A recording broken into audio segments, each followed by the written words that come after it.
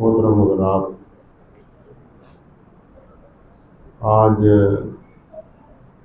یکم رمضان کی تراویح قیام اللیل اس سے ہم فارغ ہوئے ہیں۔ اللہ سبحانہ و تعالیٰ کی توفیق سے اللہ رب العزت اپنی مہربانی اور اپنی رحمت سے پورے مہینے میں رات کے قیام کا اور دن کے روزے رکھنے کا اللہ سبحانہ و تعالیٰ ہمیں موقع میسر عطا فرمائے، توفیق عطا فرمائے، اور اس بابرکت مہینے کو ہمارے لیے اللہ سبحانہ و تعالیٰ بخشش اور مغفرت کا مہینہ بنا دے۔ میں ایک بات پہلے عرض کرنی چاہتا ہوں۔ قاری صاحب اللہ تعالیٰ ان کی عمر میں برکت فرمائے، علم و عمل میں بھی برکت فرمائے، اور ان کا یہ پڑھنا اور سنانا اور ہمارا سننا یہ بھی اللہ سبحانہ و تعالیٰ قبول اور منظور فرمائے۔ انہوں نے نماز وتر کے دعا میں ایک دعا کے الفاظ یہ بھی کہے ہیں کہ یا اللہ ہمیں رمضان المبارک تک صحت و سلامتی عطا فرما، صحت و سلامتی کے ساتھ ہمیں رمضان المبارک کی سعادتوں کو حاصل کرنے کی توفیق عطا فرما، اور رمضان المبارک کو ہمارے لیے صحت و سلامتی کا ذریعہ بنا دے۔ یہ دعا صحابہ کرام رضوان اللہ علیہ اجمعین اور تابعین اعظام مانگا کرتے تھے۔ حضرت امام یحییٰ بن ابی کثیر رحمۃ اللہ علیہ جو تابعی ہیں اور علم و فضل میں بہت بڑا درجہ اور مرتبہ ہے ان کا، امام یحییٰ بن سعید انصاری اور امام عبد الرحمن اوزاعی جیسے کبار محدثین اور فقہاء ان کے حلقہ تلمس میں شامل ہیں۔ آپ نہ امام اوزاعی کو جانتے ہیں، نہ یحییٰ بن سعید انصاری کو جانتے ہیں، بلکہ جتنے بھی میں نے نام لیے ہیں ان سے آپ آگاہ نہیں ہیں۔ یہ ہمارے اسلاف ہیں اور ہمارے لیے بلا شبہ ہدایت اور رہنمائی کا ایک روشن نور ہے۔ آپ اندازہ کریں، امام عبد الرحمن بن مہدی عبد الرحمن اوزاعی رحمۃ اللہ علیہ، اللہ اکبر کبیرہ، یہ اتنے بڑے محدث تھے اور نبی علیہ الصلوۃ والسلام کے پیروکار اور فرمانبردار تھے کہ حافظ ذہبی رحمۃ اللہ علیہ نے تذکرۃ الحفاظ میں لکھا ہے کہ 80,000 مسائل ان سے پوچھے گئے اور انہوں نے حدثنا اور اخبرنا کے ساتھ ان مسائل کا جواب دیا، یعنی تمام 80,000 مسائل کا جواب انہوں نے نبی علیہ الصلوۃ والسلام کی حدیث سے دی۔ انہیں قیاس کی، رائے کی یا کسی اور کے فتوے کی ضرورت محسوس نہیں ہوئی۔ گویا کہ وہ یہ سمجھتے تھے کہ سارا دین اللہ کی کتاب میں اور نبی علیہ الصلوۃ والسلام کی حدیث میں، سنت میں، اس لیے وہ تمام سائلین کو ان کے سوالات کا جواب کتاب و سنت کی روشنی ہی میں دیتے تھے۔ یہی امام عبد الرحمن اوزاعی رحمۃ اللہ علیہ یہ شام میں تھے، اصل میں یہ تھے یہ کابل کے قریب، یہاں کے یہ کابل کے قریب کے، لیکن جا بسے تھے بالآخر شام میں۔ اللہ اکبر، یہ حج پر آئے اور حج پر نبی علیہ الصلوۃ والسلام کے طریقے کے مطابق یہ بیر طوا کے پاس پہنچے شام کو، یہ آگے حرم پاک میں نہیں پہنچے۔ آپ پہلے تو یہ سمجھیں اب تو بیر طوا کا وہ راستہ مسمار ہو گیا ہے،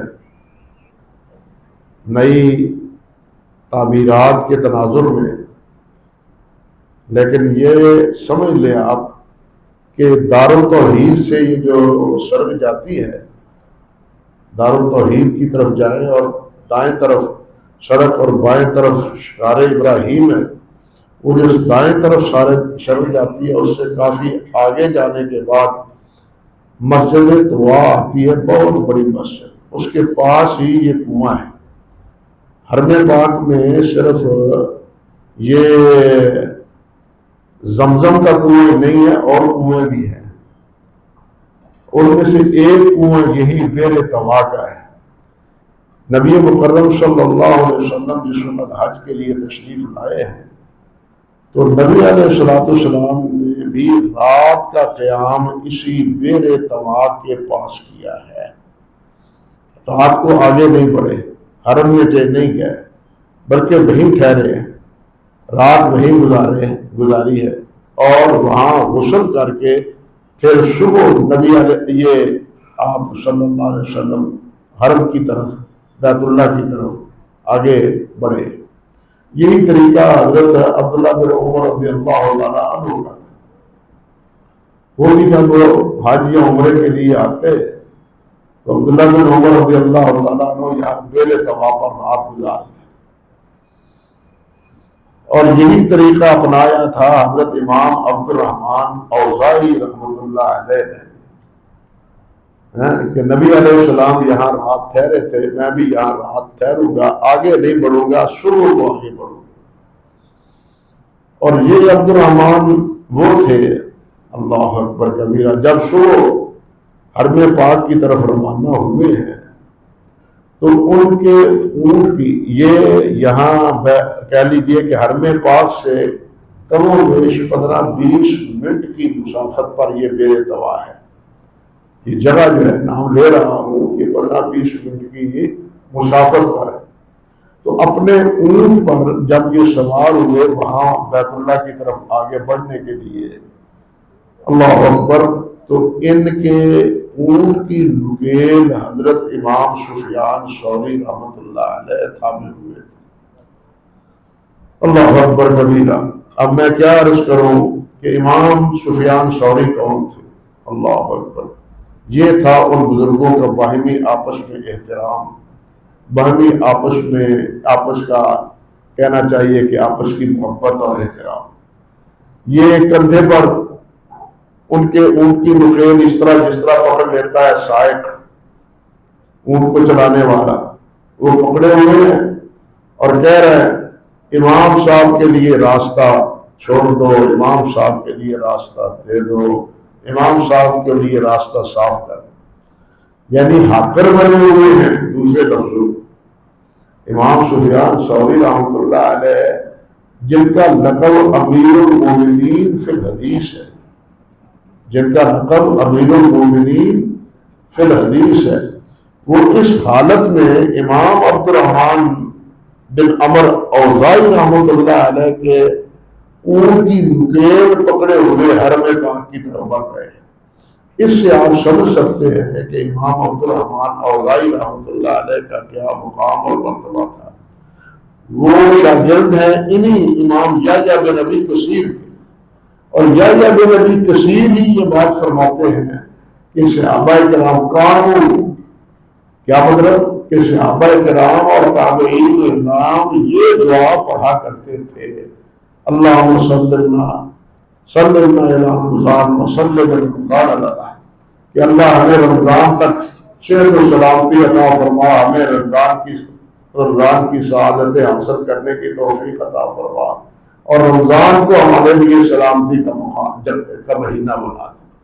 تو یہ امام جائزہ فرماتے ہیں رحمۃ اللہ علیہ، یعنی امام عبد الرحمن اوزاعی کے استاد کے صحابہ اور تابعین یہ دعا پڑھا کرتے تھے، کیونکہ حدیث میں آتا ہے حضرت ابو ہریرہ رضی اللہ تعالیٰ عنہ فرماتے ہیں کہ کان رسول اللہ صلی اللہ علیہ وسلم یبشر اصحابہ، کہ نبی علیہ السلام جب رمضان کا مہینہ آتا ہے تو صحابہ کرام کو مبارکباد دیتے، بشارت دیتے، خوشخبری دیتے، خوشی دیتے ہوئے مبارک ہوتے ہوئے رمضان مبارک کا مہینہ آیا ہے۔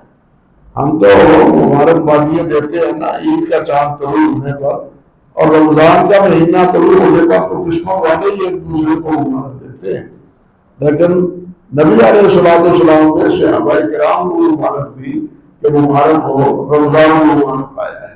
اور یہ واقعہ تھا کہ اس کی قدر دانی اسی کو ہے جو اس کے بارے میں نبی علیہ السلام کے اور اللہ سبحانہ و تعالیٰ کے ارشادات سے آگاہ ہے کہ یہ بابرکت مہینہ کتنی اہمیت کا حافظ ابن رجب رحمۃ اللہ علیہ نے لکھا ہے کہ بخشش اور مغفرت کے جتنے ذرائع ہیں، بخشش اور مغفرت کے جتنے اعمال ہیں، وہ سب سے زیادہ رمضان المبارک کے مہینے میں ان کے مواقع میسر آتے ہیں دوسرے مہینوں کی نسبت۔ یعنی یہ مہینہ دراصل ہے ہی اللہ سبحانہ و تعالیٰ کی طرف سے بخشش اور مغفرت کا مہینہ ہے۔ آپ سمجھتے ہیں کہ آخر حضرت عائشہ رضی اللہ تعالیٰ عنہا نے جب نبی علیہ السلام سے لیلۃ القدر کے بارے میں یہ سوال کیا کہ جناب مجھے یہ بتلائیں کہ اگر اللہ مجھے توفیق عطا فرما دے تو میں اس رات کیا کروں، تو نبی علیہ السلام نے فرمایا کہ عائشہ بس تم یہ پڑھو اللہم انک عفو تحب العفو فاعف عنا۔ یہ بھی دعا اسی بخشش اور مغفرت کے ساتھ متعلق کہ یا اللہ تم اسے درگزر فرما، درگزر کرنے والوں سے تم محبت کرتا ہے، یا اللہ مجھ سے بھی تم درگزر فرما۔ نبی علیہ السلام نے حضرت عائشہ رضی اللہ تعالیٰ عنہ کو لیلۃ القدر کی رات دعا کرنے کے لیے یہ کلمات سکھائے تھے۔ تو گویا کہ بخشش اور مغفرت کے جتنے ذرائع ہیں وہ سب اس مہینے میں پائے جاتے ہیں۔ اللہ سبحانہ و تعالیٰ کو ذریعہ ہمیں اختیار کرنے کی توفیق عطا فرمائے، اور انہیں میں سے ایک ذریعہ یہی رات کا قیام ہے۔ نبی علیہ السلام نے ارشاد فرمایا ہے کہ من قام رمضان ایمانا و احتسابا غفر له ما تقدم۔ فرمایا کہ جو آدمی عزم ایمان رات کا، رمضان کی رات کا قیام کرتا ہے اور اللہ کی رضا جوئی کے لیے کرتا ہے، دونوں شرطیں، پہلے ایمان شرط ہے، ایمان نہیں تو کوئی بڑے سے بڑا عمل کیوں نہ ہو اللہ کے یہاں مقبول نہیں ہے، سمجھ لیں۔ اور اب ایمان ہے لیکن اخلاص نہیں ہے، للہیت نہیں ہے، اللہ کی رضا جوئی کے لیے نہیں ہے، تو وہ جتنا بھی اچھا عمل کیوں نہ ہو اللہ سبحانہ و تعالیٰ کے ہاں قبول اور منظور نہیں ہے۔ بھائی یہ عمل اتنا مشکل ہے، عمل میں کہا کرتا ہوں کہ عمل کر لینا آسان ہے لیکن اخلاص کے ساتھ عمل کرنا یہ مشکل ہے، اللہ کی رضا کے لیے کام کرنا مشکل ہے۔ کیوں کہ یہ وہ چیز ہے کہ جس کو صرف یا انسان سمجھتا ہے یا انسان کا رب سمجھتا ہے، دوسرا کوئی آدمی نہیں سمجھتا۔ اللہ سمجھتا ہے کہ یہ کس نیت سے یہ کام کر رہا ہے، کس مشن سے، کس ارادے سے یہ کام کر رہا ہے۔ ورنہ کتنے اعمال ہیں کہ قیامت کے دن اللہ سبحانہ و تعالیٰ دھنکار دے دے، تو نے یہ عمل میرے لیے کیا ہی نہیں، جاؤ جس کے لیے کیا تھا اس سے اگر پاؤ۔ اللہ اکبر۔ اللہ نے ایسے نہیں فرمایا یوم تبلی السرائر، وہ دن وہ ہے جس دن سارے بھید کھل جائیں گے، راز کھل جائیں گے، لوگوں کے دلوں کے راز کھل جائیں گے اس دن کہ یہ کس لیے عمل کیا تھا، اسے کس مقصد کے لیے یہ عمل کرتا تھا۔ تو اللہ سبحانہ و تعالیٰ اخلاص سے سارے کام کرنے کی توفیق عطا فرمائے۔ جو بھی کام ہے چھوٹا ہے یا بڑا ہے، حتیٰ کہ علماء نے لکھا ہے کہ دنیا کا کام جس کو انسان دنیا کا کام سمجھتا ہے، مثال کے طور پر بیع و شراء ہے، گھر کا اثاثہ ہے، خرچ اخراجات ہے، بیوی بچوں کے لیے اخراجات ہے، کھانے پینے کا انتظام ہے، یا خود کھاتا پیتا ہے، یہ کھانا پینا یہ پیٹ پرستی جس کو ہم سمجھتے ہیں نا، لیکن اگر یہی کھانا اس نیت سے کھاتا ہے کہ اللہ مجھے توانائی عطا فرمائے تاکہ میں اللہ کی بندگی کر سکوں، تاکہ اللہ کا یہ فریضہ ادا کر سکوں، اللہ کی راہ میں جہاد کر سکوں، اللہ سبحانہ و تعالیٰ کی توفیق سے رات کا قیام کر سکوں، تو پھر یہ کھانا بھی اس کے لیے باعث ثواب ہے۔ یہ کھانا جو ہے نا نیت کی وجہ سے یہ بھی اس کے لیے باعث ثواب بن جاتا ہے۔ اسی طرح جو آدمی بیوی ہے، بچے ہیں، ان کے اخراجات پورے کرتا ہے اور یہ ارادہ کرتا ہے کہ میرے اوپر اللہ ذو الجلال نے جو حق مقرر کیا ہے بیوی کا، بچوں کا، میں ان کی ادائیگی کے لیے یہ سارا خرچہ جو ہے کر رہا ہوں، تو یہ خرچہ بھی اللہ کے ہاں، جس کو ہم دنیا پرستی کہتے ہیں، یہ مال بھی اللہ کے ہاں اجر، ثواب اور برکت کا باعث بن جاتا ہے۔ حتیٰ کہ نبی علیہ السلام نے ارشاد فرمایا کہ وہ لقمہ جو اپنی بیوی محبت سے اپنی بیوی کے منہ میں رکھتا ہے، اس کا بھی تمہیں اجر ملتا ہے، اس کا بھی تمہیں اجر ملتا ہے۔ یعنی اندازہ کیجیے کہ نیت کے بدلنے سے ایک عمل کا دائرہ عمل کیا ہو جاتا ہے۔ نیت درست نہیں ہے تو بڑے سے بڑا عمل اکارت ہو جاتا ہے، اور اگر نیت درست ہے تو پھر معمولی سے معمولی عمل جو ہے وہ بھی اللہ کے ہاں قبولیت کا، بخشش کا اور رحمت کا باعث بن جاتا ہے۔ تو اللہ سبحانہ و تعالی ہمارے تمام اعمال کو خالص بنائے، اللہ ذو الجلال کے لیے بنائے۔ یہ رات کا قیام، دن کا روزہ، یہ سب اللہ کی رضا دینے کے لیے، لوگوں کو دکھلانے کے لیے نہیں، لوگوں کو بتلانے کے لیے نہیں کہ میں نے آج اتنا پڑھا ہے، میں نے آج اتنا قیام کیا ہے، یہ لوگوں کو دکھانے کے لیے نہیں بلکہ اللہ کو راضی کرنے کے لیے۔ تو اللہ یہ اخلاص ہمیں عطا فرمائے۔ تو رات کا یہ قیام، یہ بھی ان بخشش اور مغفرت کے ذرائع میں سے ایک ذریعہ ہے۔ آپ نے ارشاد فرمایا من قام رمضان ایمانا و احتسابا غفر له ما تقدم، پہلے گناہ اللہ سارے معاف فرما دیتا ہے۔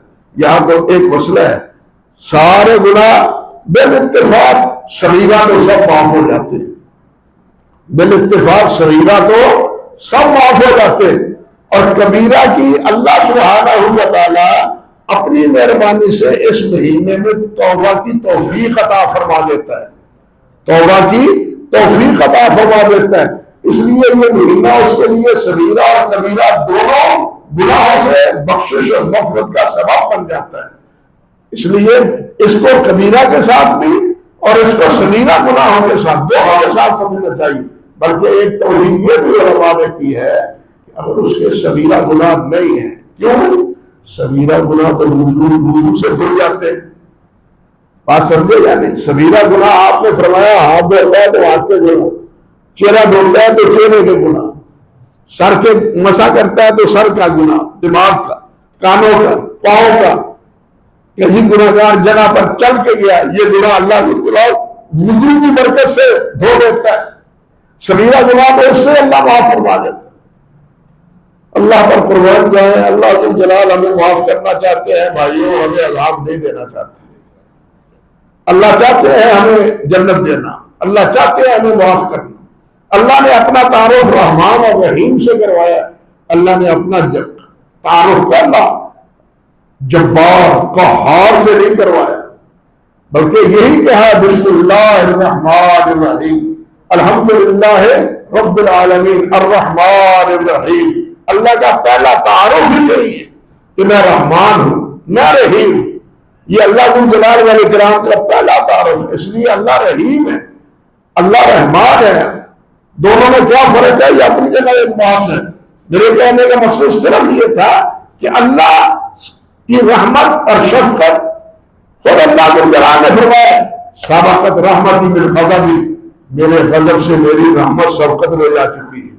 حتیٰ کہ آپ نے یہ فرمایا نبی علیہ السلام نے کہ اللہ کی یوں سمجھو 100 رحمتیں ہیں، 100 رحمتیں، ایک رحمت کا ظہور دنیا میں ہے، اور اسی ایک رحمت کے ظہور کا نتیجہ ہے کہ باپ ہو، ماں ہو، بھائی ہو، کوئی بھی ہو جو ایک دوسرے سے محبت کرتا ہے۔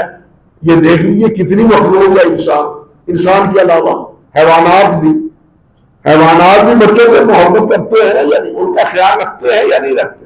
تو یہ بھی اللہ سبحانہ و تعالیٰ کے ایک حصے رحمت کا نتیجہ ہے، اور آخرت میں تو اللہ سبحانہ و تعالیٰ کی 99 نعمتیں اور رحمتیں اس کا اظہار ہوگا، اور اسی وقت کفار بڑے بڑے کہیں گے لو کانوا مسلمین، کاش کہ اللہ ذوالجلال ہم مسلمان ہوتے تو آج ہم بھی بخشے جاتے، ہم بھی بخشے جاتے، ہمارے بھی دھونے دھو دیے جاتے اور ہمارے بھی بخشش و مغفرت ہو جاتے۔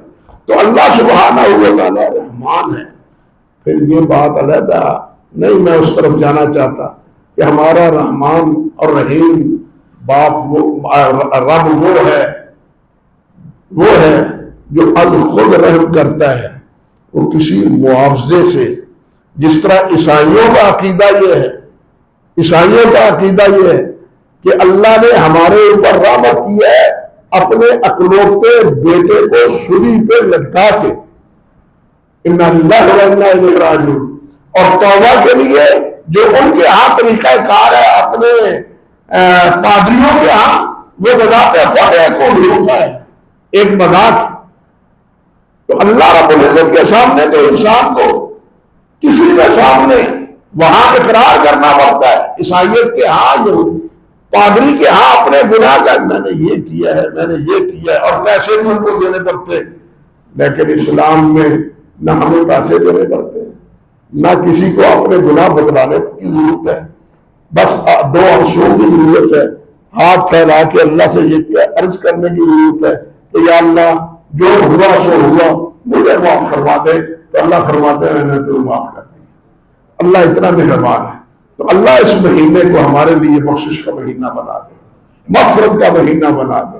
ہم اللہ سبحانہ و تعالیٰ سے دعا بھی کرتے ہیں اور اس کی بھی دعا کرتے ہیں کہ یا اللہ ہمیں معافی مانگنے کی بھی توفیق عطا فرما، اور وہ کام کرنے کی توفیق عطا فرما جن پر بار الہ تو راضی ہو جاتا ہے، تو راضی ہو جاتا ہے، وہ اعمال ہمیں کرنے کی توفیق عطا فرما۔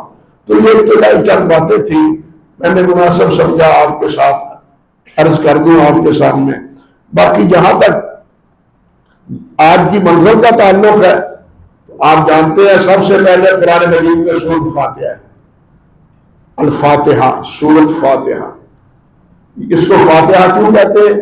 کہ یہ قرآن کا بھی افتتاح ہے، قرآن کا بھی افتتاح کس سے ہوتا ہے؟ اسی سورت سے، اور ہماری نماز کا افتتاح بھی کس سے ہوتا ہے؟ سورۃ فاتحہ سے۔ نبی علیہ السلام نے فرمایا لا صلاۃ الا بفاتحۃ الکتاب، فاتحۃ الکتاب کے بغیر نماز نہیں ہوتی۔ یعنی یہ اس سورت کا پہلا نام ایک جو ہے وہ فاتحہ ہے۔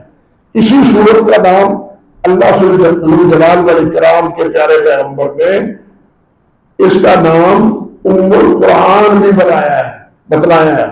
نبی علیہ السلام کا فرمان ہے کہ من لم یقرأ بفاتحۃ الکتاب، من لم یقرأ ام القرآن فصلاتہ خداج، جو ام القرآن نماز میں نہیں پڑھتا اس کی نماز ناقص ہے، اس کی نماز ناقص ہے، اس کی نماز ناقص ہے۔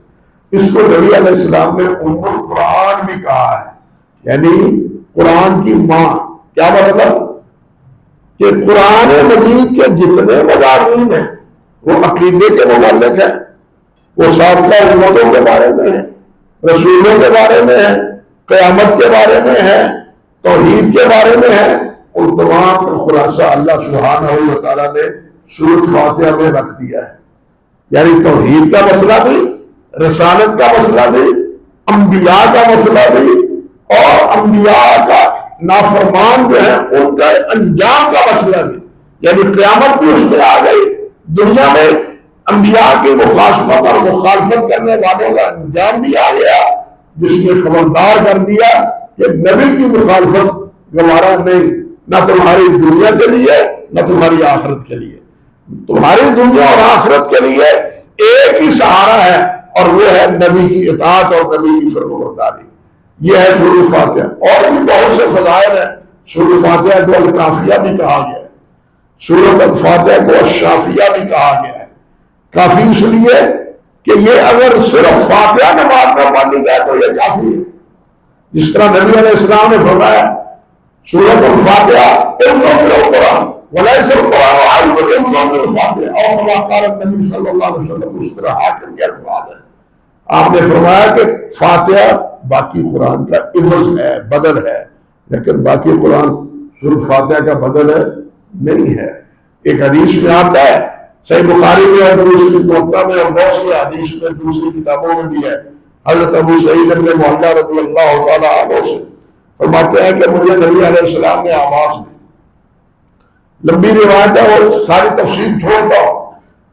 یہ آواز نبی علیہ السلام کی سن کے بالآخر آپ کی خدمت میں حاضر ہوئی اور آپ نے فرمایا ابو سعید میں تمہیں ایسی صورت نہ بتلاؤں کہ ایسی صورت نہ تورات میں ہے، نہ انجیل میں ہے، نہ زبور میں ہے، نہ ہی قرآن مجید کی باقی صورتوں کی وہ حیثیت ہے جو اس صورت کی ہے۔ اللہ اکبر، ضرور بتلائیے وہ کون سی صورت ہے؟ فرمایا تم بتلاؤ تو نماز میں کیا پڑھتے ہو، تمہیں بتلاؤ کہ تم نماز میں کیا پڑھتے ہو۔ حضرت ابو سعید رضی اللہ تعالیٰ عنہ عرض کرتے ہیں حضور میں تو نماز کی ابتدا الحمدللہ رب العالمین الرحمن الرحیم اس سے کرتا ہوں۔ فرمایا یہی صورت ہے، یہی صورت ہے کہ یہ اس کا بدل اور کوئی صورت نہیں ہے اور یہ باقی صورتوں کا بدل ہے۔ اسی لیے فرمایا کہ اس کے بغیر تو نماز نہیں ہے۔ سارا قرآن پڑھ لے نماز نہیں ہے، یہ جب تک نہ پڑھے نماز نہیں ہے۔ سارا قرآن پڑھ لے فاتحہ نہ پڑھے تو قرآن نماز نہیں ہے۔ نماز تب ہے جب یہ قرآن سورۃ فاتحہ پڑھے اور اس کے بعد اگر جو اتنا آتا ہے نا کل کوثر ہی پڑھ لے، سب سے مختصر چھوٹی صورت ہے یہی پڑھ لے تو پھر یہ اس کے لیے کافی ہو جائے گی۔ تمہارا سورۃ فاتحہ کی یہ اہمیت ہے اور بھی بہت سی حدیث ہے لیکن سب کا تذکرہ جو ہے نا مقصود نہیں۔ اس کے بعد سورۃ بقرہ ہے، سورۃ بقرہ میں بھی ایک بڑی فضیلت ہے۔ نبی علیہ السلام نے حکم دیا ہے کہ بقرہ اور سورۃ آل عمران پڑھا کرو، یہ قیامت کے دن دونوں اللہ کے حضور حاضر ہوتے ان صورتوں کو پڑھنے والوں کی سفارش کریں گے۔ یہ دونوں صورت ایک حدیث میں آتا ہے لا تجعلوا بيوتكم مقابر، اپنے گھروں کو قبرستان نہ بناؤ، وَاقْرَؤْا فِيهَا سورۃ البقرہ، گھروں میں سورۃ بقرہ پڑھا کرو۔ یعنی قبروں کو کیا گورستان نہ بناؤ، قبرستان نہ بناؤ۔ مت پتہ چلا یہ قبرستان میں قرآن پڑھا نہیں جاتا، قبرستان میں دعا کی جاتی ہے، قرآن خوانی نہیں ہوتی۔ قرآن خوانی گھروں میں ہے، قرآن خوانی گھروں میں کرنے کا عمل ہے، قبروں میں کرنے کا نہیں۔ قبروں پر جا کے عمل کرنا کیا ہے؟ دعا کرنا ہے، اپنے لیے بھی اور ان کے لیے بھی بخشش اور مغفرت۔ تمہارا یہ سورۃ کیا نام ہے البقرہ اور اس کے بعد سورۃ آل عمران، ان دونوں کی فضیلت، یہ دونوں سورتیں مدنی ہیں، مدینہ طیبہ میں نازل ہوئی ہیں، بلکہ اس وقت نازل ہوئی ہے جب نبی علیہ السلام کے گھر حضرت عائشہ رضی اللہ تعالی عنہا آپ بسے سے، اس وقت یہ نازل ہوئی ہے۔ خود حضرت عائشہ رضی اللہ تعالی عنہا کا یہ بیان ہے۔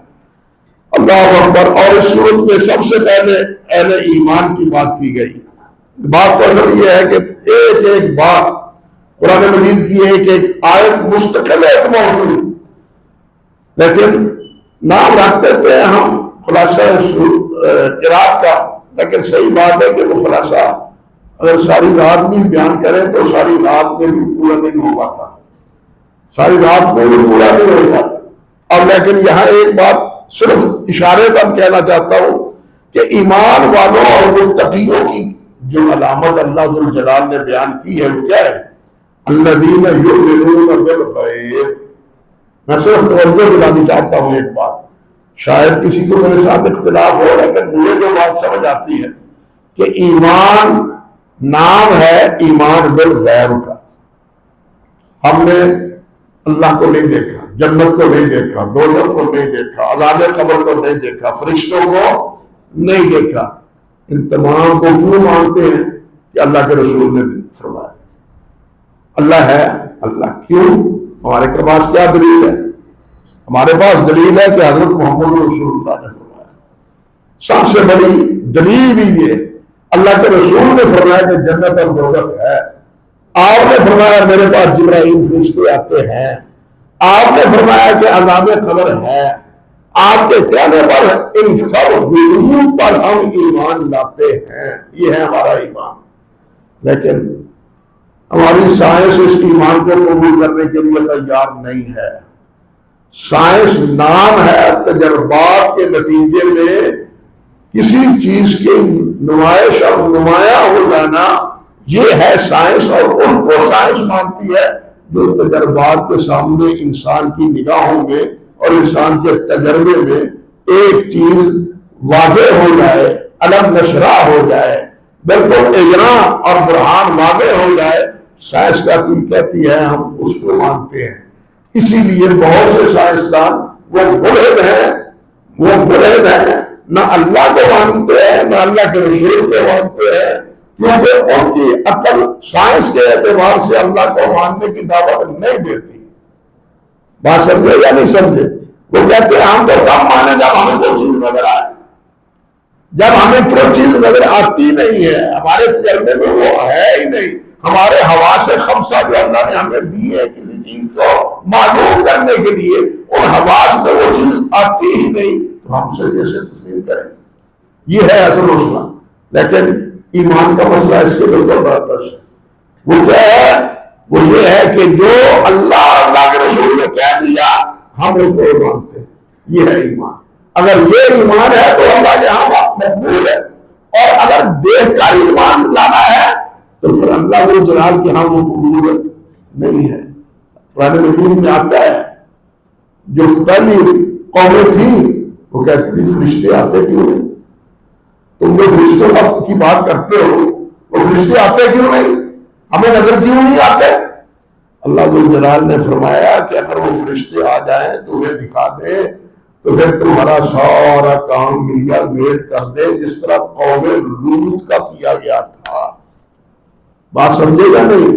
قوم فرشتے آ جائیں تو پھر تمہارا بھی انجام اسی طرح کر دیا جائے جس طرح پہلی ہلاک شدہ قوموں کا انجام ہوا تھا۔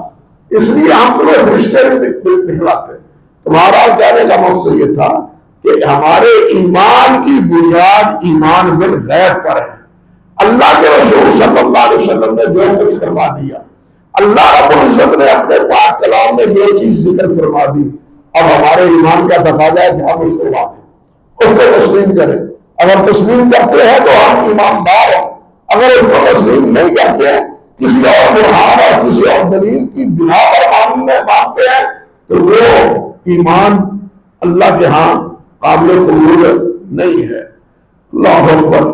یہ پہلے ایمانداروں کی اور ان کے عقیدے اور ان کے عمل کو اللہ تعالیٰ نے بیان کیا، اس کے بعد کفار کے عقیدے کو، اس کے بعد منافقین کے عقیدے کو، اور منافقین کے عقیدے میں ایک بات ضروری سمجھنے والی ہے۔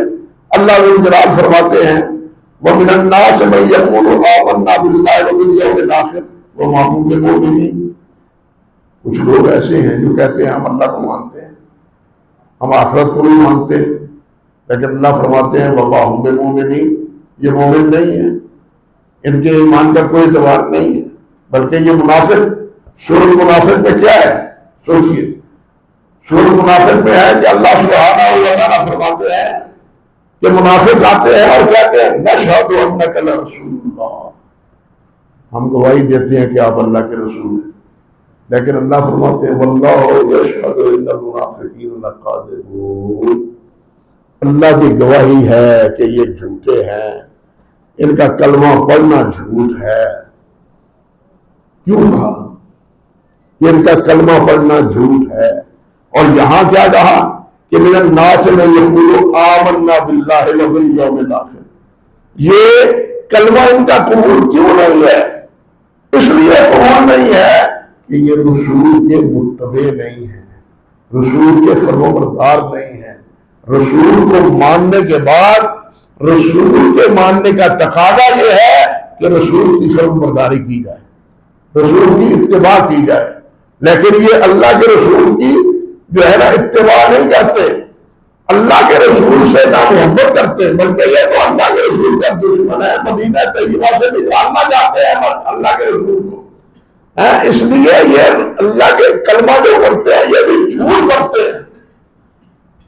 اس لیے بھائی ایمان کے لیے صرف اس بات کا اقرار کافی نہیں ہے کہ ہم اللہ کو مانتے ہیں، ہم قیامت کو مانتے ہیں، یہ بھی ایک مصیبت ہے. اور ہمارے پاکستان ہندوستان میں بھی یہ ایک مسئلہ چلا ہے کہ جناب نجات کے لیے بس اللہ کو مانو، قیامت کو مانو، نیک عمل کرو، رسول کو ماننا ضروری نہیں ہے. یہی غلط فہمی ہے، لیکن یہ سراسر کفر ہے. اس لیے کہ رسول کس نے بنا بھیجا ہے؟ اللہ نے. اگر اللہ کو مانا ہے تو اللہ کے نمائندے کو بھی ماننا پڑے گا. اللہ کو آپ ماننا ہے تو اللہ کے نمائندے کو بھی ماننا پڑے گا. اگر آپ اللہ کے نمائندے کو نہیں مانتے تو حقیقت آپ اللہ کے بھی منکر، رسول کے منکر نہیں ہے، پھر آپ اللہ کے بھی منکر. ایسا ایمان اللہ کے آپ مقبول نہیں ہے جس ایمان میں اللہ کے رسول کی پر ایمان نہ ہو، جس پر اللہ کے رسول پر ایمان نہ ہو، اور صرف زبانی حد تک ایمان نہیں بلکہ عملاً بھی رسول کی اطاعت اور فرمانبرداری ہو. تاکہ آگے اور ان کی کوتاہیاں ذکر کی ہے، پھر آگے اللہ جلال نے دعویٰ بھی ذکر کیا ہے جو عمومی طور پر بیان کیا ہے تیسرے رکوع میں، اور آگے ساری تفصیل ہے انشاءاللہ. کچھ ضرور باتیں کل کے درس میں عرض کروں گا. اسی پر اتفاق کرتا ہوں. اقول قولی ھذا استغفر اللہ لی ولکم ولسائر المسلمین.